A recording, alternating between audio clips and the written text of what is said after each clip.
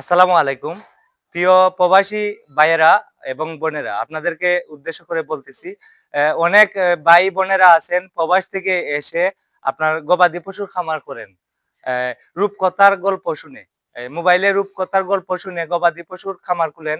মানে উনারা প্রবাসী ভাইয়েরা অথবা বোনেরা ১৫ বছর ১০ বছর দেশের বাহিরে কষ্ট করে অনেক পরিশ্রম করে ১০ থেকে ১৫ লাখ টাকা ইনকাম করেন, ইনকাম করে সঞ্চয় করেন।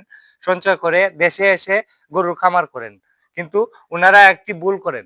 রূপকথার গল্প শুনে উনারা ৫ লক্ষ ৬ লক্ষ টাকা দিয়া আপনার ঘর তৈরি করেন, গরুর খামার তৈরি করেন।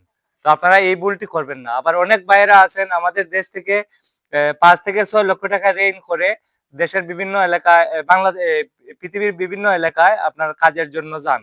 তো ঋণ করে আপনারা দেশের বাহিরে যাবেন না। আর বাহির থেকে এসে আপনারা ৫ লক্ষ ৬ লক্ষ টাকা দিয়ে গরুর খামার করবেন না। আপনারা আগে ২-৪ টা গরু নিয়ে ৩ টা বা ৪ টা গরু নিয়ে এই ধরনের গরু নিবেন। অনেকে আছেন গরু কিনতে গিয়ে ভুল করেন। ২ লক্ষ ২.৫ লক্ষ টাকা দিয়ে বড় গরু কিনেন। এই ধরনের গরু আপনারা কিনবেন না। আপনারা ৬০ থেকে ৭০,০০০ টাকা থেকে ৮০,০০০ টাকার ভিতরে এই ধরনের খরচ জাতীয় গরু কিনবেন। কিনে লালন পালন করবেন। তাহলে আপনার গরু মোটা তাজা হবে। কারণ আপনারা একটা জিনিস ফলো করেন, ছোট গরু কিনবেন না।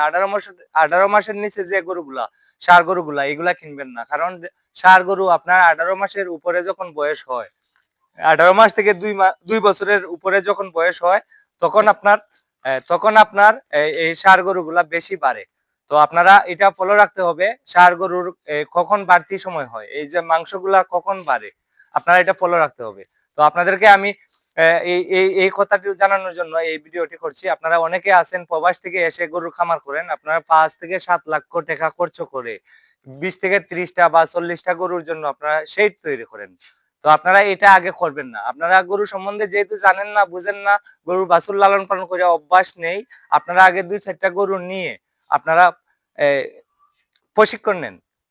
১ বছর বা ২ বছর আপনারা ২ টা ৪ টা কইরা গরু কিনেন বেচেন, একটা অভিজ্ঞতা সঞ্চয় করেন। তারপর আপনারা বাণিজ্যিক আকারে করবেন।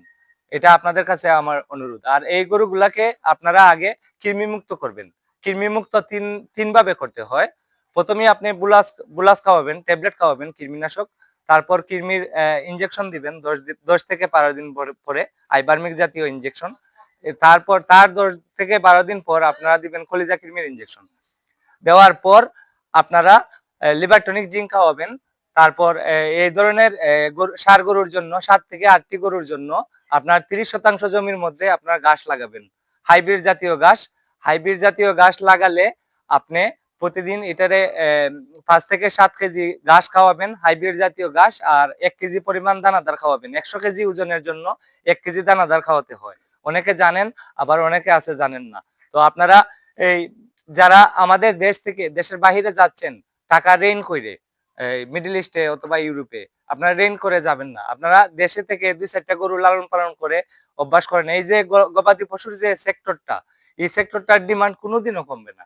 আপনারা চিন্তা করেন, গত ১০ বছর আগে গবাদি পশুর সেক্টরে মানুষে কাজ করছে না, অথবা এই গবাদি পশুর খামার মানুষে করতে উৎসাহিত হয়েছিল না।